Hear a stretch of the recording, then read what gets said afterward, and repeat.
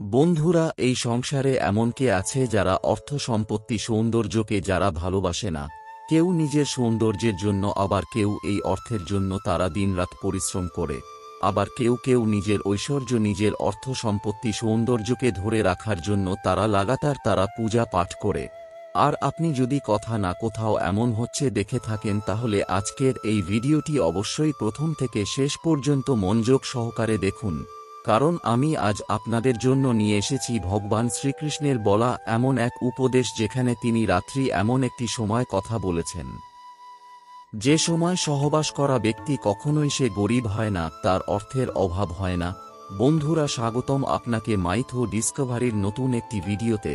বন্ধুরা, আমাদের ধর্মগ্রন্থে সহবাসের একাধিক নিয়ম সেখানে উল্লেখ করা হয়েছে। বন্ধুরা, ভগবান শ্রীকৃষ্ণ রাতের এমন একটি সময়ের কথা বলেছেন যে সময় সহবাস করা ব্যক্তি কখনোই সে নিধন থাকে না।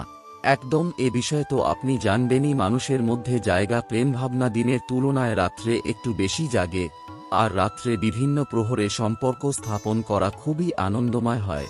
কিন্তু ভগবান শ্রীকৃষ্ণ অনুসারে রাত 12টা থেকে 3টে পর্যন্ত শারীরিক সম্পর্ক করার জন্য সবথেকে উত্তম সময়।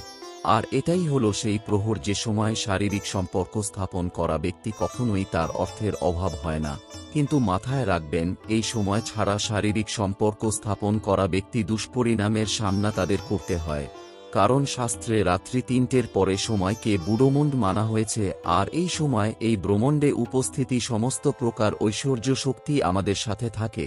আর সেজন্য বন্ধুরা, এ সময় আমাদের ভগবানের পূজা অর্চনা, প্রার্থনা এবং আরতির জন্য, নাকি প্রেম সম্পর্ক স্থাপন করার জন্য।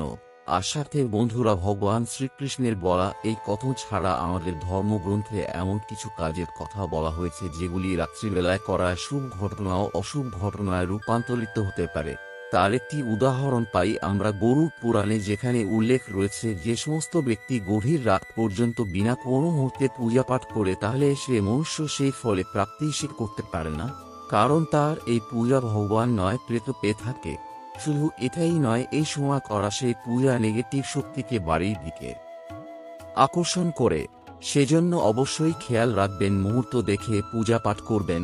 আর যদি আপনি কোন কারণবশত রাত্রিবেলায় পূজা আপনি করে থাকেন, তাহলে চেষ্টা করবেন সেই পূজা যেন 11টা বাজার আগে সমাপ্ত হয়ে থাকে। কারণ এই একটার পর তান্ত্রিক শক্তি খুবই শক্তিশালী হয়ে থাকে, আর সে আপনার পূজা পাঠ বরবাদ করতে পারে। আর সাথে বন্ধুরা, আপনি বয়স্কদের কাছে আপনি শুনে থাকবেন, বাড়িতে প্রবেশ করার পরে এবং শোয়ার আগে হাত পা অবশ্য জল দিয়ে ধোয়া উচিত। তো আপনাদের বলে দেয়, বয়স্কদের বলা এই কথা একদম ভুল নয়। হ্যাঁ বন্ধুরা, আমাদের ধর্ম গ্রন্থ অনুসারে আমাদের শোয়ার আগে হাত মুখ অবশ্যই ধুয়ে নেওয়া প্রয়োজন, কারণ এমনটা না করাই যদি কোন মনুষ্য মেঘের শক্তির ঊর্জার সামনে এসে যায়, তাহলে এর প্রভাব তার দেহের ওপরে পড়তে পারে, আরেকটি ভবিষ্যতে ভয়ানক রোগের রূপ নিতে পারে। কারণ এর ফলে আপনার উপরে কিছু দোষ লাগে, আর আপনার হাত মুখ না ধুয়ে বিছানায় শোয়ার ফলে একটা ছোট্ট ভুলের জন্য সম্পূর্ণ পরিবারকে সেই ভুলের মাসুল দিতে হয়।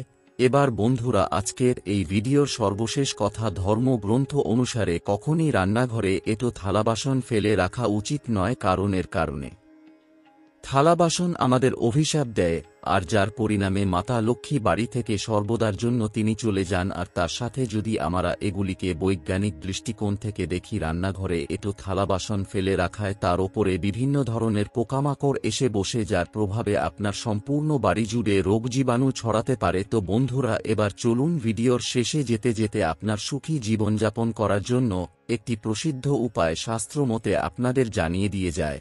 শোয়ার আধ ঘন্টা আগে দুধ খাওয়া উচিত। মানা হয় শোয়ার আগে খাওয়া এই দুধ কোন অংশ অমৃত থেকে কিছু কম নয়, আর সেজন্য এটিকে মাথায় রেখেই দুধ প্রতিদিন রাত্রিবেলায় শোবার আগে খেয়ে শুন।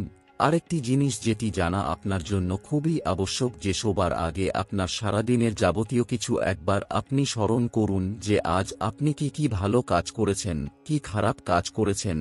আর আপনার এমনটা করাই দেখবেন আপনি আপনার জীবনে অনেক লাভ হবে, কারণ এমনটা করে আপনি আপনার জীবনে আপনি কি ভুল করছেন আর কি ঠিক করছেন আপনি বুঝতে পারবেন। আর তারপরের দিন থেকে আপনি আপনার জীবনের উদ্দেশ্য আপনি আরও বেশি পরিষ্কারভাবে আপনি বুঝতে পারবেন।